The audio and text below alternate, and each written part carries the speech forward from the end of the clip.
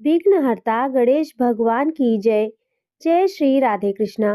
प्रिय भक्तों, आप सभी का दिन शुभ और मंगलमय हो। आज के इस वीडियो में आप सुनेंगे माघ मास कथा अध्याय 28। तो चलिए कल की कथा को आगे बढ़ाते हुए सुनते हैं आज का अध्याय।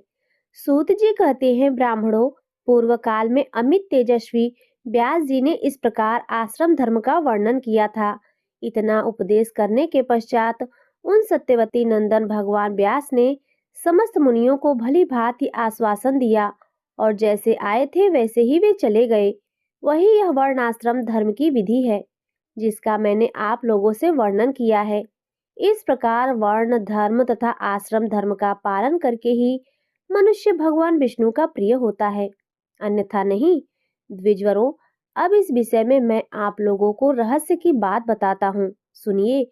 यहाँ वर्ण और आश्रम से संबंध रखने वाले जो धर्म बताए गए हैं वे सब हरि भक्ति की एक कला के अंश की भी समानता नहीं कर सकते। कलयुग में मनुष्यों के लिए इस मृत्यु लोक में एकमात्र हरि भक्ति ही साध्य है। जो कलयुग में भगवान नारायण का पूजन करता है वह धर्म के फल का भागी होता है। अनेकों नाम द्वारा जिन्हें पुकारा जाता है तथा जो इंद्रियों के नियंता हैं, उन परम शांत सनातन भगवान दामोदर को हृदय में स्थापित करके मनुष्य तीनों लोकों पर विजय पा जाता है। जो द्विज हरि भक्ति रूपी अमृत का पान कर लेता है वह कलिकाल रूपी सांप के डसने से फैले हुए पाप रूपी भयंकर विष से आत्मरक्षा करने योग्य हो जाता है। यदि मनुष्यों ने श्री हरि के नाम का आश्रय ग्रहण कर लिया तो उन्हें अन्य मंत्रों के जप की क्या आवश्यकता है। जो अपने मस्तक पर श्री विष्णु का चरणोदक धारण करता है उसे स्नान से क्या लेना है। जिसने अपने हृदय में श्री हरि के चरण कमलों को स्थापित कर लिया है उसको यज्ञ से क्या प्रयोजन है। जिन्होंने सभा में भगवान की लीलाओं का वर्णन किया है उन्हें दान की क्या आवश्यकता है। जो श्री हरि के गुणों का श्रवण करके बारंबार हर्षित होता है, भगवान श्री कृष्ण में चित्त लगाए रखने वाले उस भक्त पुरुष को वही गति प्राप्त होती है जो समाधि में आनंद का अनुभव करने वाले योगी को मिलती है। पाखंडी और पापासक्त पुरुष उस आनंद में विघ्न डालने वाले बताए गए हैं। नारियां तथा उनका अधिक संग करने वाले पुरुष भी हरि भक्ति में बाधा पहुंचाने वाले हैं। स्त्रियां नेत्रों के कटाक्ष से जो संकेत करती हैं उसका उल्लंघन करना देवताओं के लिए भी कठिन होता है। जिसने उस पर विजय पाली वही संसार में भगवान का भक्त कहलाता है। मुनि भी इस श्लोक में नारी के चरित्र पर लुभाकर मतवाले हो उठते हैं। ब्राह्मणों, जो लोग नारी की भक्ति का आश्रय लेते हैं उन्हें भगवान की भक्ति कैसे प्राप्त हो सकती है। द्विजों, बहुत सी राक्षसियां कामिनी का वेश धारण करके इस संसार में विचरती रहती हैं। वे सदा मनुष्यों की बुद्धि एवं विवेक को अपना ग्रास बनाया करती हैं। विप्रगणों, जब तक किसी सुंदरी स्त्री के चंचल नेत्रों का कटाक्ष जो संपूर्ण धर्मों का लोप करने वाला है मनुष्य के ऊपर नहीं पड़ता, तभी तक उसकी विद्या कुछ करने में समर्थ होती है। तभी तक उसे ज्ञान बना रहता है। तभी तक सब शास्त्रों को धारण करने वाली उसकी मेधा शक्ति निर्बल बनी रहती है। तभी तक जप तप और तीर्थ सेवा बन पड़ती है। तभी तक गुरु की सेवा संभव है और तभी तक इस संसार सागर से पार होने के साधन में मनुष्य का मन लगता है। इतना ही नहीं, बोध विवेक सत्संग की रुचि तथा पौराणिक बातों को सुनने की लालसा भी तभी तक रहती है। जो भगवत चरणार बिंदों के मकरंद का लेश मात्र भी पाकर आनंद मग्न हो जाते हैं उनके ऊपर नारियों के चंचल कटाक्षपात का प्रभाव नहीं पड़ता। द्विजों, जिन्होंने प्रत्येक जन्म में भगवान ऋषिकेश का सेवन किया है, ब्राह्मणों को दान दिया है तथा अग्नि में हवन किया है, उन्हीं को उन पर विषयों की ओर से वैराग्य होता है। स्त्रियों में सौंदर्य नाम की वस्तु ही क्या है। पीप मूत्र विष्ठा रक्त त्वचा मेदा हड्डी और मज्जा, इन सब से युक्त जो ढांचा है उसी का नाम है शरीर। भला इसमें सौंदर्य कहाँ से आया। उपर्युक्त वस्तुओं को पृथक पृथक करके यदि छू लिया जाए तो स्नान करके ही मनुष्य शुद्ध होता है। किंतु ब्राह्मणों, इन सभी वस्तुओं से युक्त जो अपवित्र शरीर है वह लोगों को सुंदर दिखाई देता है। अहो, यह मनुष्य की अत्यंत दुर्दशा है। जो दुर्भाग्यवश घटित हुई है। पुरुष उभरे हुए कुर्ची से युक्त शरीर में स्त्री बुद्धि करके प्रवृत्त होता है, किंतु कौन स्त्री है और कौन पुरुष विचार करने पर कुछ भी सिद्ध नहीं होता। इसीलिए साधु पुरुषों को सब प्रकार से स्त्री के संग का परित्याग करना चाहिए। भला स्त्री का आश्रय लेकर कौन पुरुष इस पृथ्वी पर सिद्धि पा सकता है। कामिनी और उसका संग करने वाले पुरुष का संग भी त्याग देना चाहिए। उनके संग से रौरव नरक की प्राप्ति होती है। यह बात प्रत्यक्ष प्रतीत होती है। जो लोग अज्ञानवश स्त्रियों पर लुभाए रहते हैं, उन्हें दैव ने ठग लिया है। नारी की योनि साक्षात नरक का कुंड है। कामी पुरुष को उसमें पकना पड़ता है, क्योंकि जिस भूमि से उसका आविर्भाव हुआ है वहीं पर फिर रमण करता है। अहो, जहां से मल जनित मूत्र और रज बहता है वहीं मनुष्य रमण करता है। उससे बढ़कर अपवित्र कौन होगा। वहां अत्यंत कष्ट है, फिर भी मनुष्य उसमें प्रवृत्त होता है। अहो, यह दैव की कैसी विडंबना है।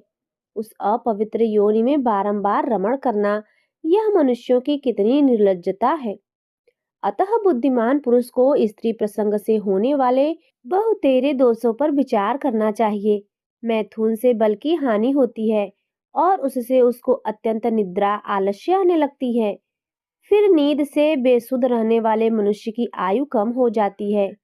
इसीलिए बुद्धिमान पुरुष को उचित है कि वह नारी को अपनी मृत्यु के समान समझे और मन को प्रयत्न पूर्वक भगवान गोविंद के चरण कमलों में लगावे। श्री गोविंद के चरणों की सेवा इहलोक और परलोक में भी सुख देने वाली है। उसे छोड़कर कौन महामूर्ख पुरुष स्त्री के चरणों का सेवन करेगा। भगवान जनार्दन के चरणों की सेवा मोक्ष प्रदान करने वाली है, तथा स्त्रियों की योनि का सेवन योनि के ही संकट में डालने वाला है। योनि सेवी पुरुष को बार बार योनि में ही गिरना पड़ता है। यंत्र में कसे जाने वाले को जैसा कष्ट होता है, वैसी ही यातना उसे भी भोगनी पड़ती है, परंतु फिर भी वह योनि की ही अभिलाषा करता है। यह पुरुष की कैसी विडंबना है, इसे जानना चाहिए। मैं अपनी भुजाएं ऊपर उठाकर कहता हूँ कि मेरी उत्तम बात सुनो। श्री गोविंद में मन लगाओ और यातना देने वाली योनि में नहीं। जो स्त्री की आसक्ति छोड़कर विचरता है, वही मानव पग पग पर अश्वमेध यज्ञ का फल प्राप्त करता है।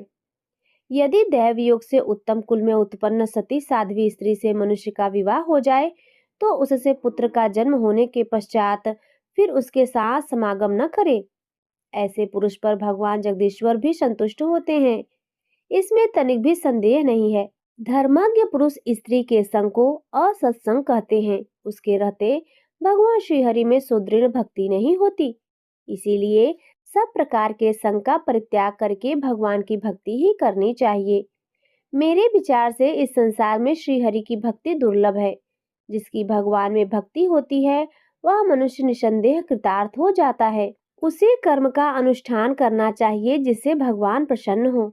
भगवान के संतुष्ट और तृप्त होने पर संपूर्ण जगत संतुष्ट एवं तृप्त होता है। श्रीहरि की भक्ति के बिना मनुष्यों का जन्म व्यर्थ बताया गया है। जिसकी प्रसन्नता के लिए ब्रह्मा आदि देवता भी यजन करते हैं। उन आदि अंत रहित भगवान नारायण का भजन कौन नहीं करेगा, जो अपने हृदय में श्री जनार्दन के युगल चरणों की स्थापना करता है। उसकी माता परम सौभाग्यशालिनी और पिता महापुण्यात्मा है। जगद्वंद जनार्दन, शरणागत वत्सल आदि कहकर जो मनुष्य भगवान को पुकारते हैं, उनको नरक में नहीं जाना पड़ता। विशेषतः ब्राह्मणों का जो साक्षात भगवान के स्वरूप हैं, जो लोग यथा योग्य पूजन करते हैं, उनके ऊपर भगवान प्रसन्न होते हैं। भगवान विष्णु ही ब्राह्मण के रूप में इस पृथ्वी पर विचरते हैं। ब्राह्मण के बिना कोई भी कर्म सिद्ध नहीं होता। जिन्होंने भक्ति पूर्वक ब्राह्मणों का चरणोदक पीकर उसे मस्तक पर चढ़ाया है, उन्होंने अपने पितरों को तृप्त कर दिया तथा आत्मा का भी उद्धार कर लिया। जिन्होंने ब्राह्मणों के मुख में सम्मान पूर्वक मधुर अन्न अर्पित किया है, उनके द्वारा साक्षात श्री कृष्ण के ही मुख में वह अन्न दिया गया है।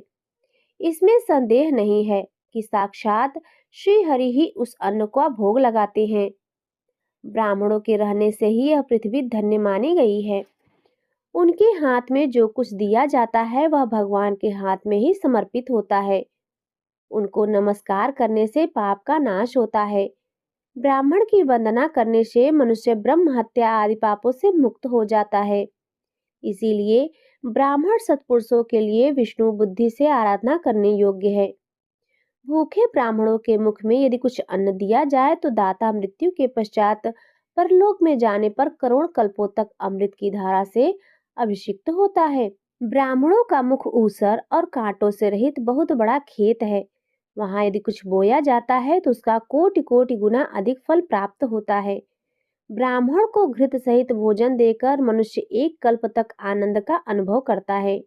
जो ब्राह्मण को संतुष्ट करने के लिए नाना प्रकार के सुंदर मिष्ठान दान करता है उसे कोटि कोटि कल्पों तक महान भोग संपन्न लोग प्राप्त होते हैं। ब्राह्मण को आगे करके ब्राह्मण के द्वारा ही कही गई पुराण कथा का प्रतिदिन श्रवण करना चाहिए।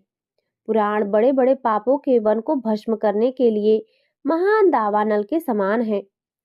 पुराण सब तीर्थों की अपेक्षा श्रेष्ठ तीर्थ बताए जाते हैं, जिसके चतुर्थांश का श्रवण करने से श्रीहरि प्रसन्न हो जाते हैं। जैसे भगवान श्रीहरि संपूर्ण जगत को प्रकाश देने तथा सबको दृष्टि प्रदान करने के लिए सूर्य का स्वरूप धारण करके विचरते हैं, उसी प्रकार श्रीहरि की अंतःकरण में ज्ञान का प्रकाश फैलाने के लिए पुराण का रूप धारण करके जगत में विचरते हैं। पुराण परम पावन शास्त्र है। अतः यदि श्रीहरि की प्रसन्नता प्राप्त करने का मन हो तो मनुष्यों को निरंतर श्री कृष्ण रूपी परमात्मा के पुराण का श्रवण करना चाहिए। विष्णु भक्त पुरुषों को शांत भाव से पुराण सुनना उचित है, क्योंकि वह अत्यंत दुर्लभ है। पुराण की कथा बड़ी निर्मल है, अंतःकरण को निर्मल बनाने का उत्कृष्ट साधन है। व्यास रूपधारी श्रीहरि ने वेदार्थों का संग्रह करके पुराण की रचना की है, अतः उसके श्रवण में तत्पर रहना चाहिए। पुराण में धर्म का निश्चय किया जाता है और धर्म केशव का ही स्वरूप है। अतः विद्वान पुरुष पुराण सुन लेने पर विष्णु रूप हो जाता है।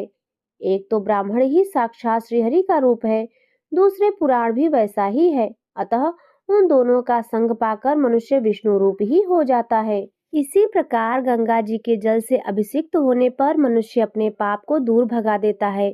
भगवान केशव ही जल के रूप में इस भूमंडल के पाप से उद्धार कर रहे हैं।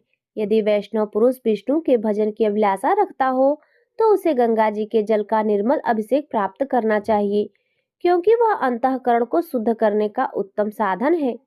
इस पृथ्वी पर भगवती गंगा विष्णु भक्ति प्रदान करने वाली बताई जाती हैं। लोगों का उद्धार करने वाली गंगा वास्तव में श्री विष्णु का ही स्वरूप है। ब्राह्मणों में, पुराणों में, गंगा में, गौवों में तथा पीपल के वृक्षों में नारायण बुद्धि करके मनुष्यों को उनकी प्रति निष्काम भक्ति करनी चाहिए। तत्वज्ञ पुरुषों ने इन्हें विष्णु का प्रत्यक्ष स्वरूप निश्चित किया है। अतः विष्णु भक्ति की अभिलाषा रखने वाले पुरुषों को सदा इनकी पूजा करनी चाहिए। विष्णु में भक्ति किए बिना मनुष्यों का जन्म निष्फल बताया जाता है। कली काल ही जिसके भीतर जल राशि है, जो पाप रूपी ग्रहों से भरा हुआ है। विषया शक्ति ही जिसमें भंवर है। दुर्बोध ही फेन का काम कर देता है। महादुष्ट रूपी सर्पों के कारण जो अत्यंत भयानक प्रतीत होता है, उसे दुस्तर भवसागर को हरि भक्ति की नौका पर बैठे हुए मनुष्य पार कर जाती हैं। इसीलिए लोगों को हरि भक्ति की सिद्धि के लिए प्रयत्न करना चाहिए। लोग बुरी बुरी बातों को सुनने में क्या सुख पाते हैं, जो अद्भुत लीलाओं वाले श्रीहरि की लीला कथा में आसक्त नहीं होते। यदि मनुष्यों का मन विषय में ही आसक्त हो तो लोक में नाना प्रकार के विषयों से मिश्रित उनकी विचित्र कथाओं का ही श्रवण करना चाहिए। द्विजों, यदि निर्वाण में ही मन रमता हो तो भी भगवत कथाओं को सुनना उचित है। उन्हें अवहेलना पूर्वक सुनने पर भी श्रीहरि संतुष्ट हो जाते हैं। भक्त वत्सल भगवान ऋषिकेश यद्यपि निष्क्रिय हैं, तथापि उन्होंने श्रवण की इच्छा वाले भक्तों का हित करने के लिए नाना प्रकार की लीलाएं की हैं। 100 वाजपेय आदि कर्म तथा 10,000 राजसूय यज्ञों के अनुष्ठान से भी भगवान उतनी ही सुगमता से नहीं मिलते, जितनी सुगमता से भक्ति के द्वारा प्राप्त होते हैं। जो हृदय से सेवन करने योग्य संतों के द्वारा बारंबार सेवित तथा भवसागर से पार होने के लिए सार वस्तु हैं। श्री हरि के उन चरणों का आश्रय लो। विषय लोलुप अरे निष्ठुर मनुष्यों, क्यों स्वयं अपने आप को रौरव नरक में गिरा रहे हो। यदि तुम अनायासी दुखों के पार जाना चाहते हो तो गोविंद के चारों चरणों का सेवन किए बिना नहीं जा सकोगे। भगवान श्री कृष्ण के युगल चरण मोक्ष के हेतु हैं, उनका भजन करो। मनुष्य कहाँ से आया है और कहाँ पुनः उसे जाना है, इस बात का विचार करके बुद्धिमान पुरुष धर्म का संग्रहण करे, क्योंकि नाना प्रकार के नरकों में गिरने के पश्चात यदि पुनः उत्थान होता है तभी मनुष्य का जन्म मिलता है। वहां उसे गर्भवास का अत्यंत दुखदायी कष्ट तो भोगना ही पड़ता है। द्विजो, फिर कर्मवश जीव यदि इस पृथ्वी पर जन्म लेता है तो बाल्यावस्था आदि के अनेक दोषों से उसे पीड़ा सहनी पड़ती है। फिर युवावस्था में पहुंचने पर यदि दरिद्रता हुई तो उससे बहुत कष्ट होता है। भारी रोग से तथा अनावृष्टि आदि आपत्तियों से भी क्लेश उठाना पड़ता है। वृद्धावस्था में मन के इधर उधर भटकने से जो कष्ट उसे प्राप्त होता है उसका वर्णन नहीं हो सकता। तदंतर व्याधि के कारण समयानुसार मनुष्य की मृत्यु हो जाती है। संसार में मृत्यु से बढ़कर दूसरे किसी का दुख अनुभव नहीं होता। तत्पश्चात जीव अपने कर्मवश यमलोक में पीड़ा भोगता है। वहां अत्यंत दारुण यातना भोगकर फिर संसार में जन्म लेता है। इस प्रकार वह बारंबार जन्मता और मरता तथा मरता और जन्मता रहता है। जिससे भगवान गोविंद के चरणों की आराधना नहीं की, उसी की ऐसी दशा होती है। गोविंद के चरणों की आराधना न करने वाले मनुष्य की बिना कष्ट के मृत्यु नहीं होती तथा बिना कष्ट के उसे जीवन में कभी जीवन भी नहीं मिलता। यदि घर में धन हो तो उसे रखने से क्या फल हुआ। जिस समय यमराज के दूत आकर जीव को खींचते हैं उस समय धन क्या उसके पीछे पीछे जाता है। अतः ब्राह्मणों के सत्कार में लगाया हुआ धन ही सब प्रकार के सुख देने वाला है। दान स्वर्ग की सीढ़ी है। दान सब पाप का नाश करने वाला है। गोविंद का भक्ति पूर्वक किया हुआ भजन महान पुण्य की वृद्धि करने वाला है। यदि मनुष्य में बल हो तो उसे व्यर्थ ही नष्ट न करे। आलस्य छोड़कर भगवान के सामने नृत्य करे और गीत गाए। मनुष्य के पास जो कुछ भी हो उसे भगवान श्री कृष्ण को समर्पित कर दे। श्री कृष्ण को समर्पित की हुई वस्तु कल्याणदायिनी होती है और किसी को दी हुई वस्तु केवल दुख देने वाली होती है। नेत्रों से श्रीहरि की प्रतिमा आदि का दर्शन तथा कानों से श्री कृष्ण के गुण और नामों का ही अनिहित श्रवण करें। विद्वान पुरुष को अपनी जीवा से श्रीहरि के चरणों तक का आस्वादन करना चाहिए। नासिका से श्री गोविंद के चरणार बिंदों पर चढ़े हुए श्री तुलसी दल को सूंघकर त्वचा से हरि भक्त का स्पर्श करता हुआ तथा मन से भगवान के चरणों का ध्यान करके जीव कृतार्थ हो जाता है। इसमें अन्यथा विचार करने की आवश्यकता नहीं है। विद्वान पुरुष भगवान में ही मन लगाए और हृदय में उन्हीं की भावना करे। ऐसा करने वाला मनुष्य अंत में भगवान को ही प्राप्त होता है। इसमें कुछ विचार करने की आवश्यकता नहीं है। जो मन से भी निरंतर चिंतन करने पर भक्त को अपना पद प्रदान कर देते हैं, उन आदि अंतरहित भगवान नारायण का कौन मनुष्य सेवन नहीं करेगा। जो श्री विष्णु के चरणार बिंदों में निरंतर चित्त लगाए रहता है, भगवान की प्रसन्नता के लिए अपनी शक्ति के अनुसार दान किया करता है तथा उन्हीं के युगल चरणों में प्रणाम करता, मन लगाता और अनुराग रखता है, वह इस मनुष्य लोक में निश्चय ही पूज्य भाव को प्राप्त होता है। सूत जी कहते हैं, ब्राह्मणों, इस प्रकार संसार में जिनकी महिमा समस्त लोकों का उद्धार करने वाली है, उन नाना रूपधारी परमेश्वर विष्णु का एक विग्रह पुराण भी है। पुराणों में पद्म पुराण का बहुत बड़ा महत्व है।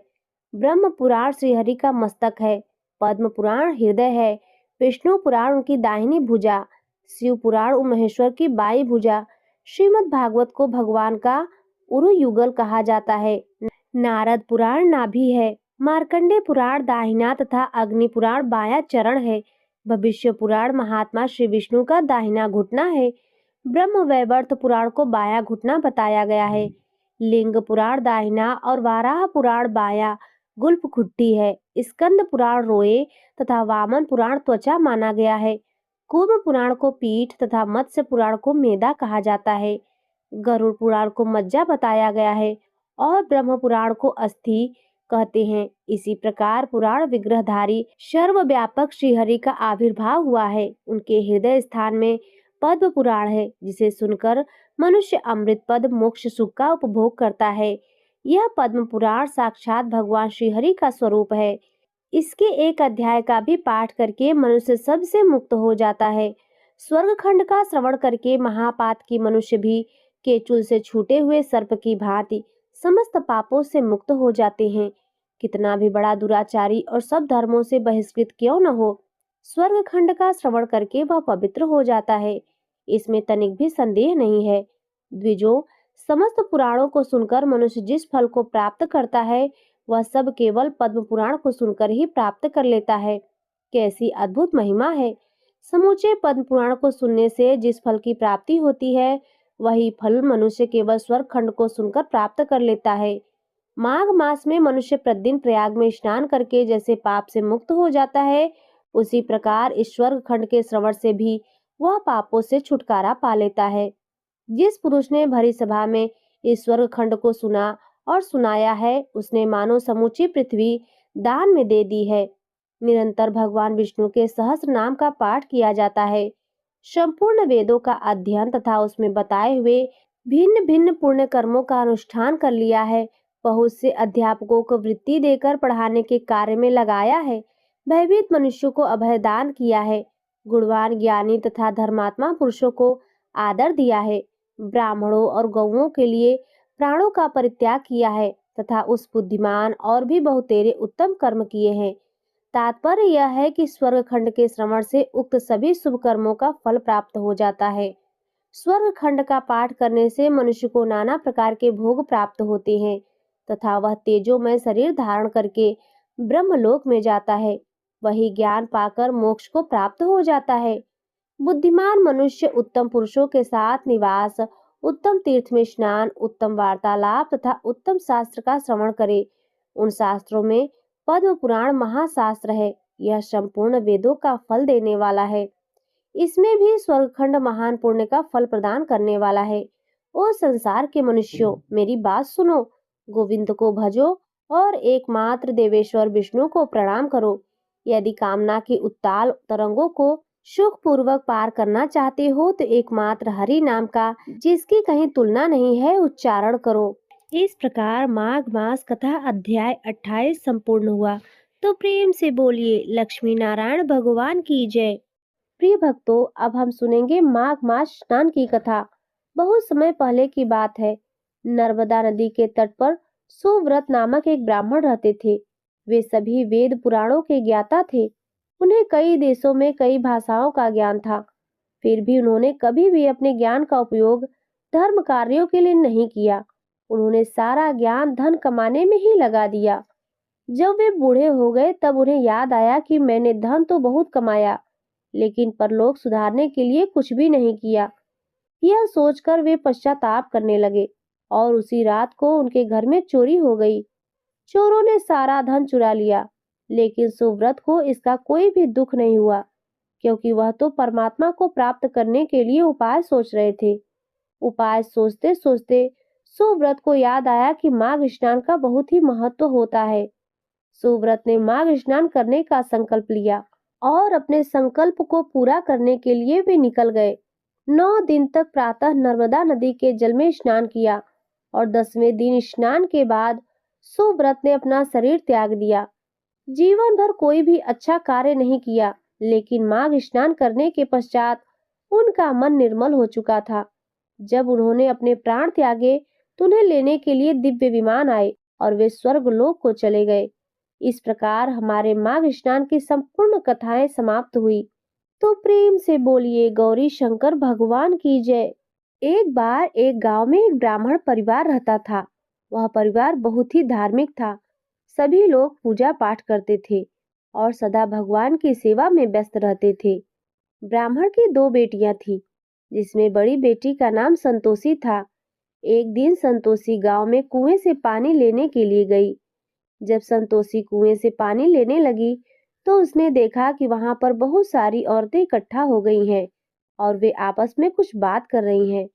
तब संतोषी ने पूछा कि आप लोग यहाँ इकट्ठा क्यों हुए हो? और किस विषय पर बात कर रहे हो? तब सब औरतों में से एक महिला ने बताया कि हम माघ स्नान के लिए यहाँ पर आए हैं। उसके बाद ब्राह्मणी हमें कथा सुनाएगी, फिर हम तुलसी जी की पूजा करेंगे और सूर्य नारायण भगवान की पूजा करेंगे और फिर विष्णु भगवान की पूजा करेंगे। संतोषी ने पूछा कि यह सब करने से क्या होता है? तब महिला ने बताया कि यह सब करने से अनंत धन की प्राप्ति होती है, निरोगी काया मिलती है और सभी प्रकार के सुखों को भोगने पर अंत में मोक्ष की प्राप्ति होती है। वह महिला कहने लगी, तो जल्दी से स्नान कर लो और आकर हमारे साथ कथा सुन लो। संतोषी स्नान करके आई और उन सभी के साथ कथा सुनने के लिए बैठ गई। फिर सबसे पहले ब्राह्मणी ने गणेश जी की कथा सुनाई। एक बुढ़िया माई थी, मिट्टी के गणेश जी की पूजा करती थी। रोज गणेश जी बनाती, रोज गल जाते। उसके घर के सामने ही एक सेठ का मकान बन रहा था। वह जाकर कारीगर से बोलती है कि कारीगर कारीगर, मेरे लिए पत्थर के गणेश जी गढ़ दो। कारीगर बोलते हैं कि बूढ़ी माई, जब तक हम पत्थर के गणेश जी तेरे लिए गढ़ेंगे तब तक तो हमारी दीवार बन जाएगी। हमारे पास इतना समय नहीं है, आप किसी और से बनवा लो। बूढ़ी माई को बहुत ही बुरा लगा। बूढ़ी माई ने कहा कि भगवान करे तुम्हारी दीवार टेढ़ी हो जाए।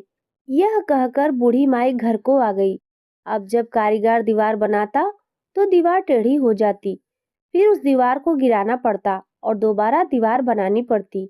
दोबारा भी दीवार टेढ़ी हो जाती, फिर गिरानी पड़ती। इस तरह से शाम हो गई। शाम को सेठ जी आए तो सेठ जी ने पूछा कि आज कोई काम क्यों नहीं हुआ? तब कारीगर ने बताया कि महाराज, काम तो हमने बहुत किया, लेकिन जब भी हम दीवार बनाते हैं दीवार टेढ़ी हो जाती है। और कारीगर ने बूढ़ी माई की सारी बात सेठ जी को बता दी। सेठ जी बोले कि मुझे बूढ़ी माई के पास ले चलो। कारीगर सेठ जी को बूढ़ी माई के पास ले गए। सेठ जी ने बूढ़ी माई से कहा, हे बूढ़ी माई, हम तुम्हारे पत्थर के नहीं सोने के गणेश जी गढ़वा देंगे, आप हमारी दीवार सीधी करा दो। सुनते ही गणेश जी ने सेठ जी की दीवार सीधी कर दी। सेठ जी ने बूढ़ी माई के लिए सोने के गणेश जी बनवाए और ढेर सारा अन्न धन और लक्ष्मी दी। हे गणेश जी महाराज, जिस तरह से आपने बूढ़ी माई पर अपनी कृपा दृष्टि दिखाई, उसी तरह से इस कथा को कहते सुनते और हुकारा भरते सब पर अपनी कृपा दृष्टि बनाए रखना। प्रिय भक्तों, अब सुनते हैं तुलसी माता की कथा। एक बार एक गांव में एक बुजुर्ग महिला रहा करती थी। वह बहुत ही पूजा पाठ करती थी। वह रोज तुलसी माँ की पूजा करती और वह बुजुर्ग महिला रोज तुलसी माता से कहती, तुलसी माँ, मुझे बहू दो, पीताम्बर की धोती दो, मीठा मीठा ग्रास दो, बैकुंठ में वास दो, चटक की चाल दो, पटक की मौत दो, चंदन का काढ़ दो, रानी सा सास दो, दाल भात का भोजन दो, ग्यारस की मौत दो और श्री कृष्ण जी का कंधा दो। वह बुजुर्ग मैया हर महीने तुलसी माता की रोज पूजा किया करती, उनके बिरवे को सींचती। तुलसी माता बुजुर्ग महिला की बात सुन सुनकर धीरे धीरे सूखने लगी। प्रिय भक्तों, तभी भगवान श्री कृष्ण जी ने देखा कि तुलसी माता सूख रही हैं और तभी एक दिन भगवान श्री कृष्ण तुलसी माता जी के पास प्रकट हुए और भगवान श्री कृष्ण जी ने तुलसी माता से पूछा, हे तुलसी, तुम क्यों सूख रही हो? सभी महिलाएं तुम्हारी पूजा करती हैं, तुमको रोज सींचती हैं, लेकिन फिर भी तुम सूखती जा रही हो। इसका क्या कारण है? जिसके बाद तुलसी माता ने भगवान श्री कृष्ण से प्रेम पूर्वक कहा, हे प्रभु, एक बुजुर्ग महिला मेरे पास रोज आती है और रोज एक ही बात बोलती है, हे तुलसी माता सबकी दाता, मैं तेरा बिरवा सींचती हूँ, तू मुझे बहू दो, पीताम्बर की धोती दो, मीठा मीठा ग्रास दो, बैकुंठ में वास दो, चटक की चाल दो, पटक की मौत दो, चंदन का काट दो, रानी सा राज दो, दाल भात का भोजन दो, ग्यारस की मौत दो और श्री कृष्ण जी का कंधा दो। मैं उस बुजुर्ग महिला की सारी मनोकामनाएं पूरी कर सकती हूँ प्रभु, किंतु हे प्रभु, उसकी एक मनोकामना पूरी नहीं कर सकती हूँ। मैं श्री कृष्ण जी का कंधा कहाँ से दूंगी प्रभु? भगवान श्री कृष्ण जी तुलसी माता की बातों को सुनकर जोर जोर से हंसने लगे और फिर भगवान श्री कृष्ण जी ने तुलसी माता से कहा, तुम चिंता मत करो, जब उस बुजुर्ग महिला की मृत्यु होगी तब मौके पर मैं वहां पहुंचकर कंधा दे दूंगा। आज सुबह जब वह पूजा करने आए तब कह देना कि सब कुछ तुम्हें मिल जाएगा। कुछ ही दिनों के बाद वह वृद्ध महिला ठोकर खाकर रास्ते में गिरकर मर गई। पूरे गांव के सभी लोग आए। उस महिला को सभी लोग धर्मात्मा मानते थे। उसको तुलसी जी की डोगरी कहते थे। उसके परिवार में कोई भी नहीं था, इसीलिए गांव वालों ने ही उसके अंतिम संस्कार की योजना बनाई और उसे नहला धुलाकर अर्थी पर बैठाने के लिए उसे उठाने लगे तो उसका मृत शरीर इतना भारी हो गया कि उसे उठा ही नहीं पाए। यह देखकर वहां के सभी लोग तरह तरह की बातें करने लगे और कहने लगे, यह इतना पूजा पाठ करती थी, हर समय माला फेरती थी, इसीलिए यह इतना भारी हो गई है। वहीं पूरे गांव में चर्चा होने लगी। डोगरी माई कोई भक्त नहीं थी, यह छल कपट करती थी। हम जिसे धर्मात्मा समझते हैं वह पापी है, जो कि किसी से भी उठ नहीं पा रही है। यह इसके कर्मों की सजा है। इधर भगवान ने सोचा मेरे भक्त की निंदा हो रही है, इसीलिए भगवान ने बूढ़े आदमी का भेष धारण करके वहां पर आए और वहां पर एकत्रित लोगों से पूछने लगे कि यहाँ पर इतनी भीड़ क्यों लगी है। जिससे सभी लोग कहने लगे यह डोगरी माई मर गई है और पापिन इतनी थी कि जिससे यह उठ भी नहीं पा रही है। सभी लोग उठा उठा कर थक गए हैं। तब ब्राह्मण ने कहा, मुझे एक बार डोगरी के कानों में कुछ कहने दो, फिर देखो कैसे उठती है। तो सभी लोगों ने कहा, आप भी प्रयास करके देख लीजिए। तब भगवान ने उस वृद्ध महिला के कानों में कहा, हे बुढ़िया माई, देखो मैं आ गया। तू बिरवा सींच मेरा, मैं करूँ निस्तार तेरा। हे बुढ़िया माई, बहू ले, पोती ले, पोता ले, लड्डू ले, पीताम्बर ले, धोती ले, गहना ले, घी का घड़ा ले, मीठा मीठा खीर ले, पूड़ी ले, दाल भात का भोजन ले, धन दौलत ले, बेटा ले, पोता ले, तुलसी का पत्ता, गंगा जी का जल, ग्यारस को मुंह में ले, चंदन का काट ले, कृष्ण जी का कंधा ले। इतना सुनते ही वह बुढ़िया माई हल्की हो गई। भगवान बोले, आओ और इनको उठाओ। भगवान ने हाथ लगाया और बुढ़िया माई उठ गई। सबको बड़ा ही आश्चर्य हुआ। उसे खूब धूमधाम से ले जाया गया। भगवान उसे अपने कंधे पर ले गए। पूरे गांव में इसकी चर्चा होने लगी, जिससे उसको मुक्ति मिल गई और वह बैकुंठ में चली गई। सभी लोग देखते रह गए। सभी लोगों ने देखा, शमशान घाट तक तो ब्राह्मण साथ ही आया था, लेकिन अब वह दिखाई नहीं दे रहा। इससे लोगों को समझ में आया कि वह कोई और नहीं, स्वयं भगवान बूढ़े ब्राह्मण के रूप में आए थे। तो प्रेम से बोलिए, राधा कृष्ण भगवान की जय। प्रिय भक्तों, अब सुनते हैं सूर्य नारायण भगवान की कथा। एक बूढ़ा ब्राह्मण था। वह भगवान सूर्य नारायण की पूजा किया करता था। भगवान सूर्य नारायण को जल सींचता और उनकी पूजा आराधना करता। सारे दिन भगवान सूर्य नारायण के ध्यान में ही मग्न रहता। काम वाम कुछ भी नहीं करता था। उसे काम आता ही नहीं था। ब्राह्मणी बहुत ही ज्यादा परेशान थी। कमाने के लिए ब्राह्मण से कमाने को कहती तो ब्राह्मण कहता कि मुझे कमाना नहीं आता। आसपास के लोग भी उसे ताने देते थे। काम धाम कुछ करता ही नहीं, सारा दिन माला जाप करता रहता था। सबके ताने से परेशान होकर एक दिन वह अपना लोटा और अपनी माला लेकर घर से निकल पड़ा। घर से निकलने के बाद वह सीधा एक जंगल में गया। जंगल में उसने देखा कि एक तालाब सूखा पड़ा है। थोड़ा सा ही पानी है तालाब में और तालाब के किनारे एक पीपल का पेड़ है जो सूख गया है। ब्राह्मण जाकर पीपल के पेड़ के पास रहने लगा। वह रोजाना सूर्य भगवान को अर्घ से सींचता और तालाब में जो थोड़ा सा पानी था उसी में से एक लोटा पानी लाता और अर्घ देकर सींचता। और जैसे ही वह जल सींचता तो सींचे हुए जल का पानी पीपल की जड़ों में जाता और बाकी पानी बहकर तालाब में चला जाता। देखते ही देखते पीपल हरा होने लगा और तालाब पानी से भर गया। पीपल के पेड़ से आवाज आने लगी। सुबह जब ब्राह्मण देवता सूर्य नारायण भगवान की पूजा करते जल देते, उसके बाद पीपल से आवाज आती कि हे ब्राह्मण देवता, मांगो, क्या मांगना चाहते हो। ब्राह्मण देवता ने सोचा कि पीपल में किसी भूत पिशाच का वास हो गया है। वह ब्राह्मण डरने लगा। डर के मारे सूख कर दुबला पतला हो गया। ब्राह्मणी कभी कभी ब्राह्मण देवता का हाल चाल पूछने के लिए वहां पर जाया करती थी। जब ब्राह्मणी आई तो ब्राह्मणी ने कहा कि हे ब्राह्मण देवता, आप इतने दुबले पतले कैसे हो गए हैं। ब्राह्मण ने पीपल से आवाज जो आती थी उसके बारे में सारी बात ब्राह्मणी को बताई। तब ब्राह्मणी ने कहा कि यह सूर्य देवता की आवाज है। अब की बार जब सूर्य देवता आपसे पूछे कि आपको क्या क्या चाहिए, तो आप धन, अन्न, बेटे, पोते, लक्ष्मी सब कुछ मांग लेना। ब्राह्मण ने कहा ठीक है। अगले दिन जब ब्राह्मण ने सूर्य नारायण भगवान की पूजा की, उसके बाद पीपल से फिर से आवाज आई कि मांगो ब्राह्मण, देवता क्या मांगना चाहते हो। तब ब्राह्मण ने कहा कि हे भगवान, अगर आप मुझ पर प्रसन्न हैं तो मुझे अन्न, धन, लक्ष्मी, बेटे, पोते, घर बार सब कुछ दें। यह सुनकर सूर्य नारायण भगवान बोले कि हे ब्राह्मण देवता, मैं तो आपको बहुत ही सीधा मानता था, आप तो सारी ही चीजें मांग बैठे। भगवान सूर्य नारायण ने कहा कि जो तुमने मांगा है वह सभी मैं तुम्हें देता हूँ। इसके बाद ब्राह्मण देवता दोबारा से अपनी पूजा में लीन हो गए। रोजाना वह उसी तरह से पूजा करते रहे।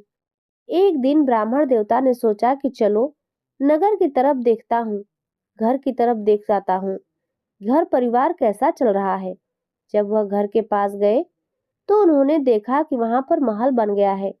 महल के छज्जे पर ब्राह्मणी बैठी हुई थी।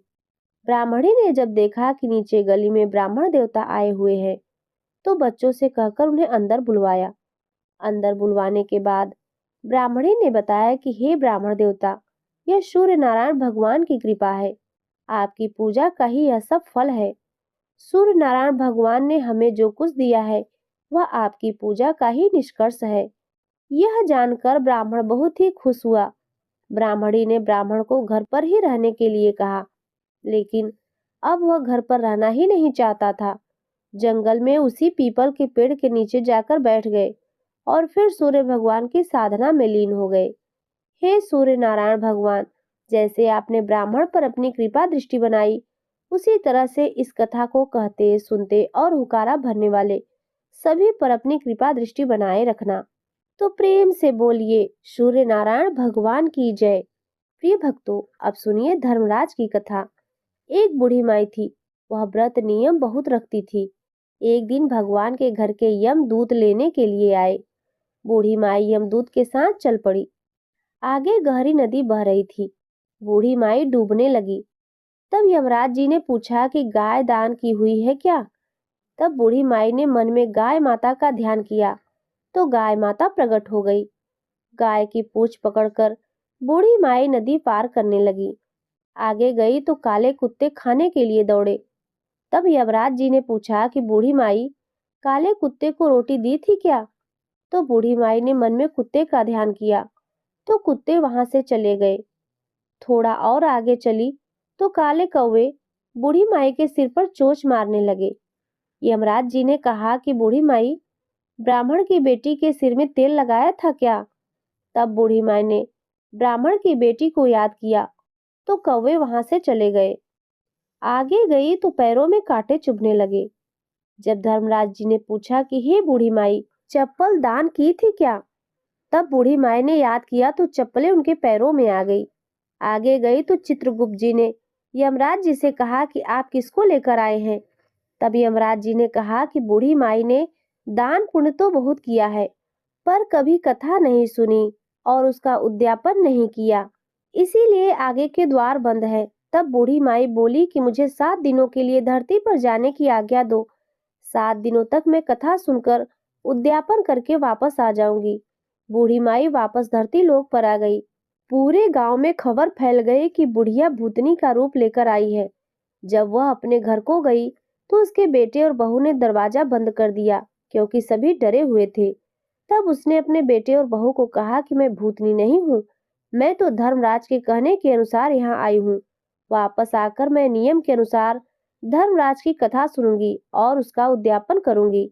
इसके बाद मैं परलोक चली जाऊंगी। यह सुनकर बेटे बहू ने उद्यापन की पूजा सामग्री लाकर दे दी, लेकिन कथा में हुकारा नहीं भरा। जब बुढ़िया माई पड़ोसन के पास गई और कथा सुनने के लिए कहा तो पड़ोसन ने कथा सुनी और कहानी का हुकारा भी भरा। बुढ़िया माई ने 7 दिनों तक कथा सुनी और 7वें दिन कथा सुनने के पश्चात उद्यापन किया, सभी सामान दान कर दिया। तब धर्मराज जी ने बूढ़ी माई के लिए विमान भेजा। विमान देखकर सभी गांव के लोग स्वर्ग जाने के लिए तैयार हो उठे। बूढ़ी माई बोली कि मेरी कथा तो सिर्फ पड़ोसन ने ही सुनी है, मैं केवल पड़ोसन को ही अपने साथ लेकर जाऊंगी। गांव वालों ने बूढ़ी माई के पैर पकड़ लिए और धर्मराज की कथा सुनाने का आग्रह किया। कथा सुनने के पश्चात सभी गांव वाले विमान पे बैठकर धर्मराज जी के यहाँ स्वर्ग को पहुंच गए। धर्मराज जी ने कहा कि मैं तो सिर्फ बूढ़ी माई को लाने के लिए कहा था, आप सभी गांव वालों को क्यों लेकर आए हैं? तब बूढ़ी माई बोली कि हे धर्मराज जी, इन सभी ने मेरी कथा सुनी है, इसीलिए इन सभी को कथा का आधा पुण्य फल मिलना चाहिए। तब धर्मराज जी ने सभी गांव वालों को स्वर्ग में वास दे दिया। हे धर्मराज जी, जैसे आपने बुढ़िया माई पर अपनी कृपा दृष्टि बनाई, वैसे ही इस कथा को कहते सुनते और हुकारा भरते सभी पर अपनी कृपा दृष्टि बनाए रखना और सभी को बैकुंठ का धाम देना। तो प्रेम से बोलिए धर्मराज भगवान की जय। प्रिय भक्तों, आप सुनिए पीपल पथवारी की कथा। एक गुजरी थी, उसने अपनी बहू से कहा कि तू दूध दही बेचा कर। तो वह दूध दही बेचने के लिए चल पड़ी। रास्ते में उसने देखा कि बहुत सारी औरतें पीपल सींच रही थी, तो वह भी वहां पर बैठ गई और औरतों से पूछने लगी, यह तुम क्या कर रही हो? औरतें बोली, हम पीपल पथवारी सींच रही हैं। उसने पूछा कि इससे क्या होता है? तब औरतों ने जवाब दिया, इसके करने से अन्न और धन के भंडार मिलते हैं, वर्षों का बिछड़ा हुआ पति मिल जाता है। उस गुजरी ने कहा कि तुम तो पानी से सींच रही हो, मैं तो दूध से सींचूंगी। उसकी सास रोज कहती कि दूध दही बेचकर पैसे लाकर दे। उसने कहा कि जब महीना खत्म हो जाएगा, इसके बाद मैं पैसे लाकर दे दूंगी। ऐसा करते करते पूरा महीना खत्म हो गया। अब आया पूर्णिमा का दिन। गुजरी की बहू पीपल पथवारी पर धरना देकर बैठ गई। पीपल ने पूछा कि तुम यहाँ क्यों पड़ी हो? उसने कहा कि मेरी सास दूध दही के पैसे मांग रही है। पीपल ने कहा कि मेरे पास पैसे नहीं है, तुम यह पत्थर, पान के पत्ते और यह डंडियां लेकर चली जाओ और अपने गुल्लक में रख देना। सास ने पूछा, पैसे लाई है? तो गुजरी ने कहा कि मैंने पैसे गुल्लक में रख दिए हैं। तब सास ने गुल्लक खोल कर देखी, तो सास क्या देखती है कि गुल्लक में तो हीरे मोती जगमगा रहे हैं, पत्तों का धन बन गया है। सास बोली, बहू इतना पैसा कहाँ से लाई? बहू ने आकर देखा तो बहुत सारा धन रखा था। तब गुजरी की बहू ने कहा कि सासू जी, मैंने तो एक महीने तक पीपल की पतवारी को सींचा था और मैंने उनसे धन मांगा तो उन्होंने मुझे पत्थर, डंडे, पत्ते यह सब दिए, तो मैंने लाकर गुल्लक में रख दिए और वही सब हीरे और मोती बन गए। तब सासू जी ने कहा कि अब की बार मैं भी पतवारी ही सींचूंगी। सासू जी दूध दही को बेच आती और आकर हांडी धोकर पीपल पतवारी में चढ़ा देती। बहू से कहती, तू मेरे गुल्लक को मत देखना। जब महीना पूरा हुआ तो सासू जी गुल्लक लेकर बैठ गई। गुल्लक खोली तो उसमें से कीड़े मकोड़े निकलने लगे। गुजरी ने सासू जी से कहा कि सासू जी यह क्या है? सास यह सब देखकर बोली कि पीपल पतवारी ने तेरे तो अन्न और धन दिया, मुझे कीड़े मकोड़े दिए। तब सब लोगों ने कहा कि बहू तो मन से सींचती थी और सासू जी ने धन की भूख से सींचा है। इसीलिए हे पीपल पथवारी माता, जैसे बहू को दिया वैसे सबको देना, जैसे सासू जी को दिया वैसे किसी को मत देना। हे पीपल पथवारी, सब पर अपनी कृपा दृष्टि बनाए रखना।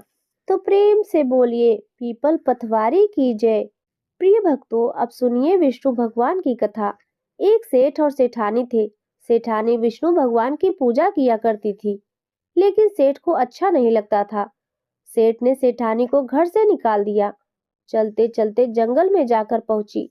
वहां चार आदमी मिट्टी खोद रहे थे। सेठानी ने जाकर पूछा कि भाई, मुझे कोई नौकरी दे दो। उन्होंने उसे नौकरी पर रख लिया।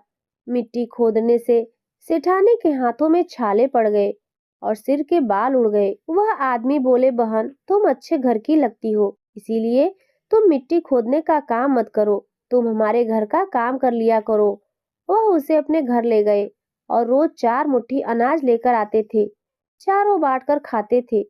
सेठानी बोली कि कल से 8 मुट्ठी अनाज लेकर आना।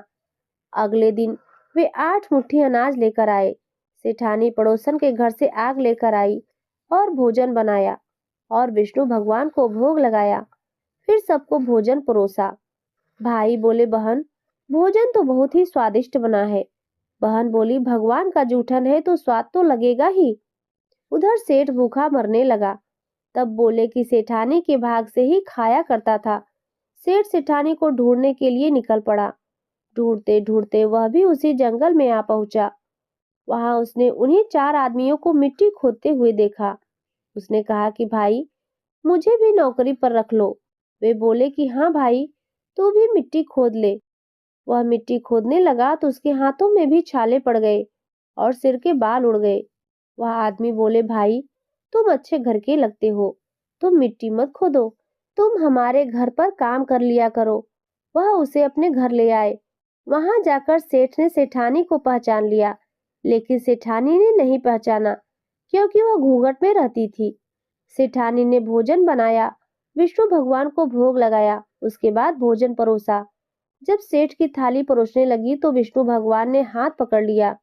भाई बोले, बहन, यह क्या कर रही हो? बहन बोली, भाई, मैं तो कुछ नहीं कर रही हूँ, मेरा तो विष्णु भगवान ने हाथ पकड़ लिया। भाई बोले, हमें भी अपने भगवान के दर्शन कराओ। सेठ जी ने भगवान से प्रार्थना करी। विष्णु भगवान ने सबको दर्शन दिए। सेठ ने सेठानी से माफी मांगी और भाइयों ने बहन को बहुत सारा धन देकर विदा किया। सेठ सेठानी दोनों मिलकर भगवान विष्णु की पूजा करने लगे। उनके घर में अन्न और धन के भंडार भर गए। हे श्री हरि विष्णु, जैसे आपने सेठ और सेठानी पर अपनी कृपा दृष्टि बनाई, वैसे ही इस कथा को कहते, सुनते और हुकारा भरते सब पर अपनी कृपा दृष्टि बनाए रखना। प्रेम से बोलिए विष्णु भगवान की जय। प्रिय भक्तों, अब सुनिए नगर बसेरा की कथा। एक जाट था, एक भाट था। दोनों गहरे दोस्त थे। जाट चला अपनी बहन के घर, भाट चला अपने ससुराल। रास्ते में कुएं की पाल पर दोनों बैठ गए। जाट बोला, नगर बसेरा कर ले। भाट बोला, मैं तो ससुराल जा रहा हूँ, खूब खातिर होगी, तू ही कर ले। जाट कुएं की पाल पर बैठकर एक घड़े पानी ली और हाथे में थोड़े से चावल के दाने लेकर नगर बसेरा करने लगा। बोला, बसेरा जो करे मलमल धोवे पाँव, ताता मांडा तापसी देगी मेरी माए। माँ देना मौसी, देगा द्वारका का नाथ, मीठा मीठा ग्रास वृंदावन का वास। 5 कुल्हड़ी छठी रास, मेरा जीव कृष्ण जी के पास।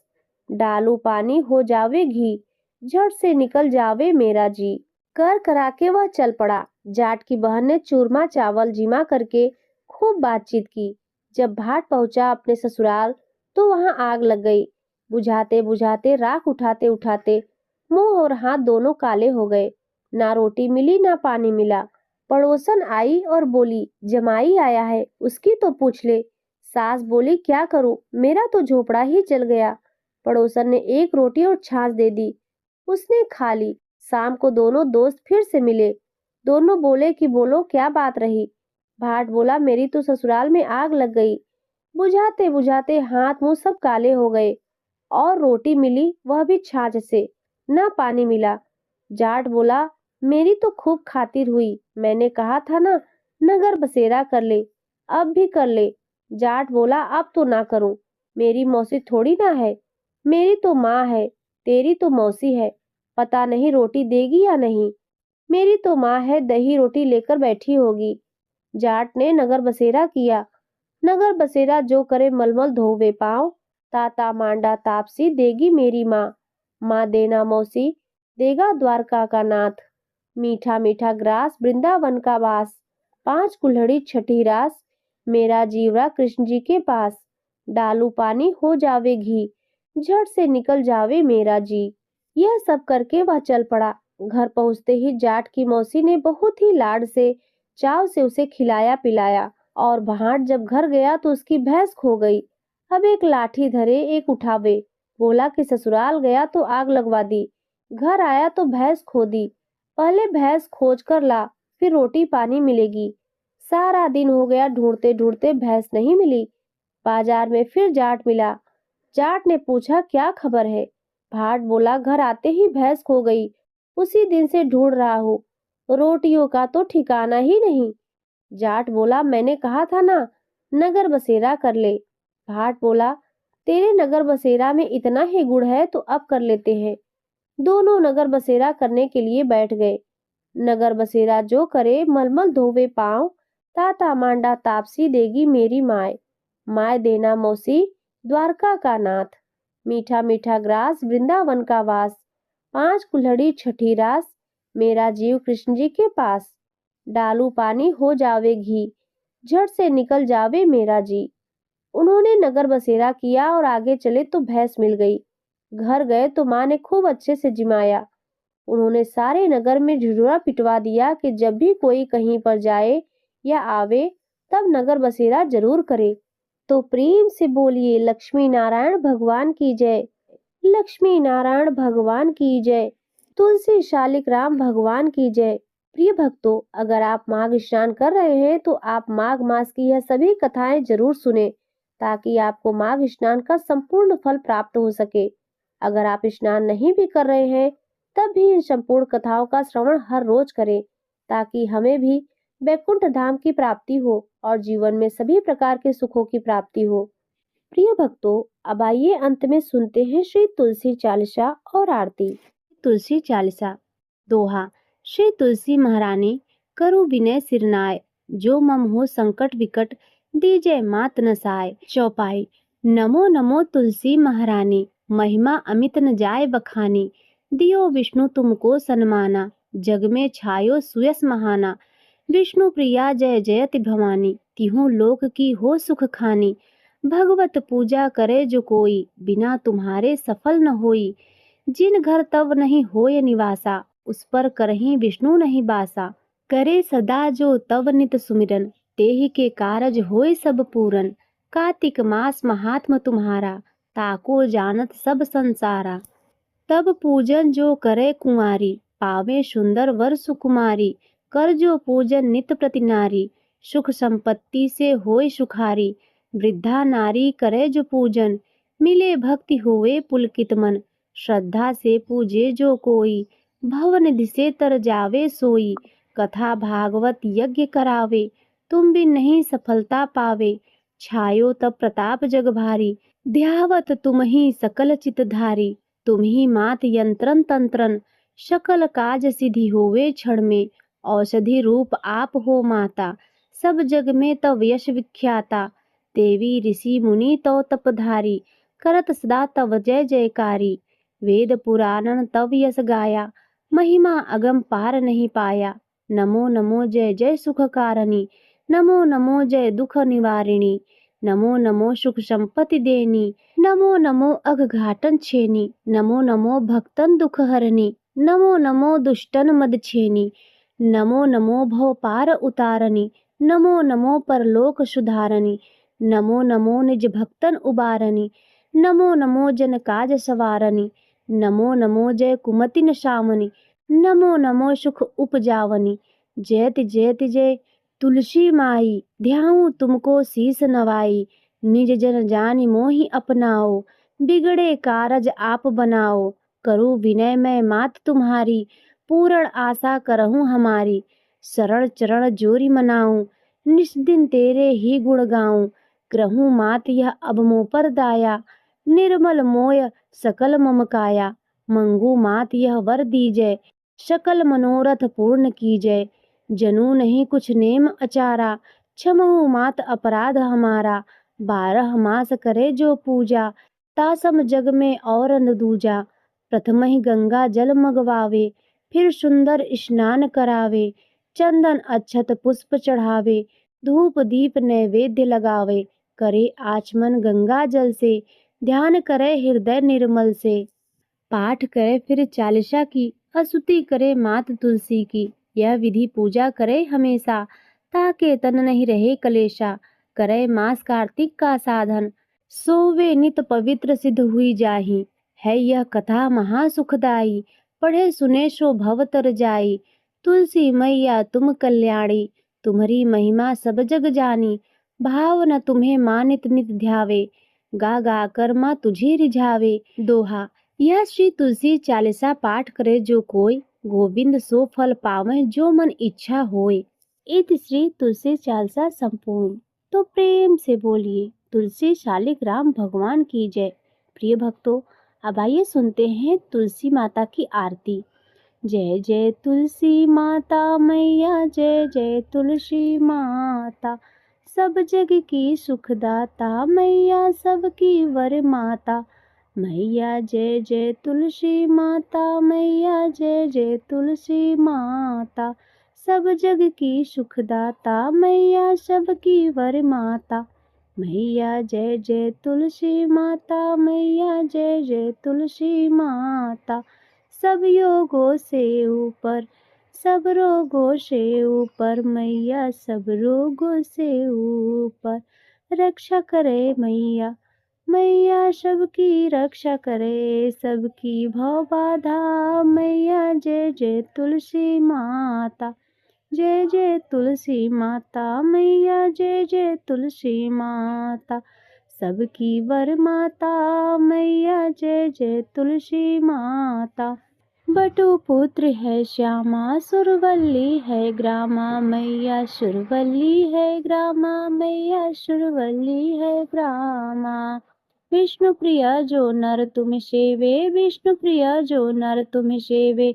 विष्णु प्रिया जो तुम नर सेवे, सो नर तर जाता। मैया जय तुलसी माता, मैया जय जय तुलसी माता। सब जग की वरदाता मैया, सब जग की वरदा। हरि के शीस विराजत, हरि के शीस विराजत। त्रिभुवन से हो वंदित, त्रिभुवन से हो वंदित। पतित जनों की तारिणी तुम हो विख्यात। मैया जय जय तुलसी माता, मैया जय जय तुलसी माता। सब जग की वर माता, सबकी वर माता। लेकर जन्म विजन में आई, दिव्य भवन में मैया आई। दिव्य भवन में मैया आई, दिव्य भवन में मैया आई। मानो लोक तुम्ही से, मानो लोक तुम्ही से। सुख संपत्ति पाता। मैया जय जय तुलसी माता, जय जय तुलसी माता। मैया जय जय तुलसी माता। हरि को तुम अति प्यारी मैया, हरि को तुम अति प्यारी। श्याम वरण तुम्हारी मैया, श्याम वरण है तुम्हारी। प्रेम अजब है उनका मैया, प्रेम अजब है उनका। तुमसे कैसा नाता मैया, तुमसे कैसा नाता। जय जय तुलसी माता मैया, जय जय तुलसी माता। सब जग की वर माता मैया, सब जग की वर माता। जय जय तुलसी माता मैया, जय जय तुलसी माता। तो प्रेम से बोलिए तुलसी शालिक राम भगवान की जय, लक्ष्मी नारायण भगवान की जय, सर्व देवी देवता की जय।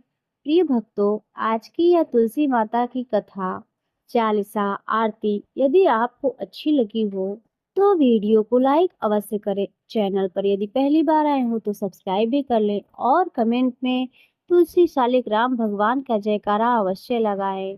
ओम नमो भगवते वासुदेवाय नमः। प्रिय भक्तों, अब आइए सुनते हैं श्री विष्णु चालीसा। दोहा।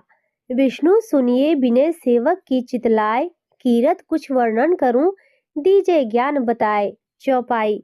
नमो विष्णु भगवान खरारी, कष्ट नसावन अखिल बिहारी। प्रगल जगत में शक्ति तुम्हारी, त्रिभुवन फैल रही उजियारी। सुंदर रूप मनोहर सूरत, सरल स्वभाव मोहिनी मूरत। तन पर पीतांबर अति शोहत, बैजंती माला मनमोहत। शंख चक्र कर गदा बिराजे, देखत दैत्य असुर दल भाजे। सत्य धर्म मद लोभ न गाजे, काम क्रोध मद लोभ न छाजे। संत भक्त सज्जन मनरंजन, धनुज असुर दुष्टल दल गंजन। सुख उपजाए कष्ट सब भंजन, दोष मिटाए करत जन सज्जन। पाप काट भव सिंधु उतारण, कष्ट नाश कर भक्त उबारण। करत अनेक रूप प्रभु धारण, केवल आप भक्ति के कारण। धरणी धेनु बन तुम्हें पुकारा, तब तुम रूप राम का धारा। भार उतार असुर दल मारा, रावण आदि को संहारा। आप वराह रूप बनाया, हिरणाक्ष को मार गिराया। धर मत्स्य तन सिंधु बनाया, 14 रत्नन को निकलवाया। अमिलख असुरन द्वंद मचाया, रूप मोहिनी आप दिखाया। वेदन को जब असुर डुबाया, कर प्रबंध उन्हें ढूंढवाया।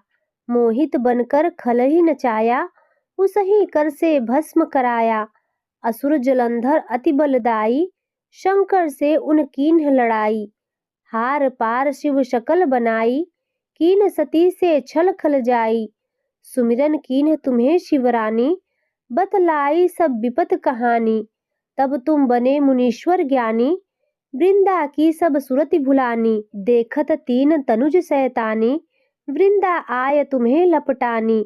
हो स्पर्श धर्म क्षतिमानी, हना असुर उर शिव शैतानी।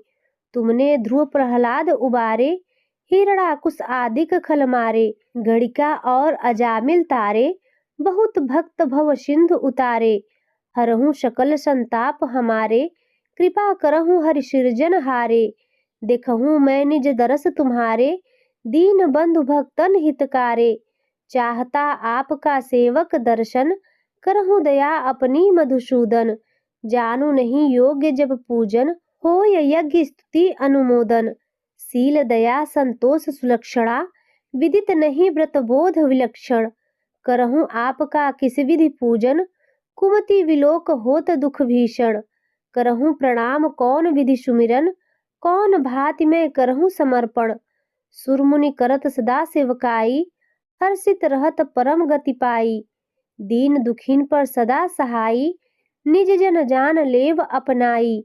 पाप दोष संताप नशाओ, भव बंधन से मुक्त कराओ। दोहा। सुध संपत्ति दे सुख उपजाओ, निज चरणन का दास बनाओ। निगम सदा ये विनय सुनावे, पढ़े सुने सो जन सुख पावे। इत श्री विष्णु चालीसा संपूर्ण। प्रिय भक्तों, अब आइए अंत में सुनते हैं भगवान विष्णु की आरती। ओम जय जगदीश हरे, स्वामी जय जगदीश हरे। भक्त जनों के संकट, भक्त जनों के संकट क्षण में दूर करे। ओम जय जगदीश हरे। जो ध्यावे फल पावे, दुख विनशे मन का। प्रभु दुख विनशे मन का, सुख संपत्ति घर आवे। सुख संपत्ति घर आवे, कष्ट मिटे तन का। ओम जय जगदीश हरे। मात पिता तुम मेरे, शरण गहूँ मैं किसकी। प्रभु शरण गहूँ मैं किसकी। तुम बिनु और न दूजा, तुम बिनु और न दूजा। आस करूं जिसकी। ओम जय जगदीश हरे। तुम पूर्ण परमात्मा, तुम अंतर्यामी। प्रभु तुम अंतर्यामी। पारे ब्रह्म परमेश्वर, पारे ब्रह्म परमेश्वर, तुम सबके स्वामी। ओम जय जगदीश हरे। तुम करुणा के सागर, तुम पालन करता। प्रभु तुम पालन करता।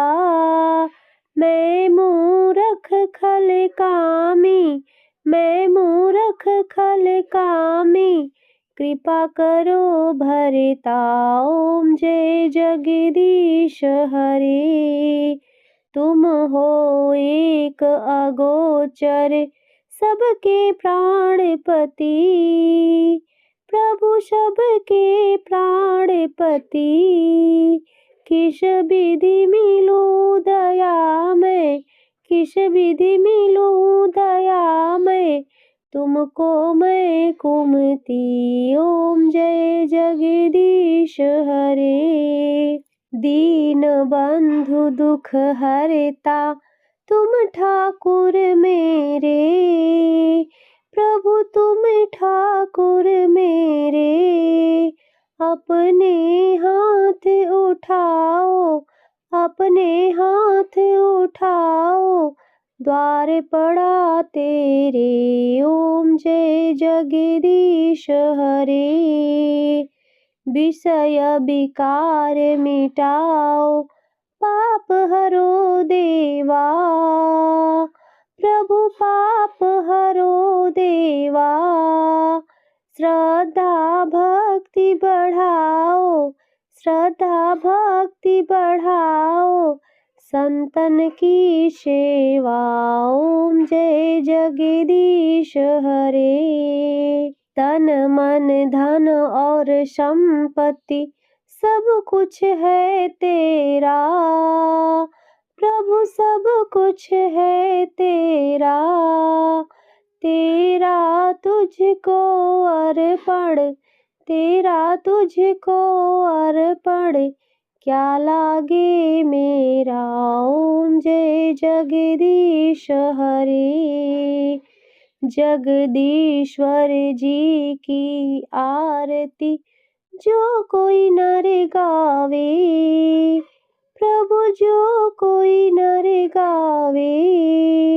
कहत शिवानंद स्वामी, कहत हरि हर स्वामी, मन वांछित फल पावे, ओम जय जगदीश हरे। ओम जय जगदीश हरे। स्वामी जय जगदीश हरे। भक्त जनों के संकट, दास जनों के संकट, क्षण में दूर करे, ओम जय जगदीश हरे। तो प्रेम से बोलिए लक्ष्मी नारायण भगवान की जय, गौरी शंकर भगवान की जय, गंगा मैया की जय। प्रिय भक्तों, आज की यह वीडियो अगर आपको पसंद आई हो तो वीडियो को लाइक और चैनल पर पहली बार आए हो तो सब्सक्राइब भी अवश्य करें और कमेंट में जय श्री हरि विष्णु अवश्य लिखें।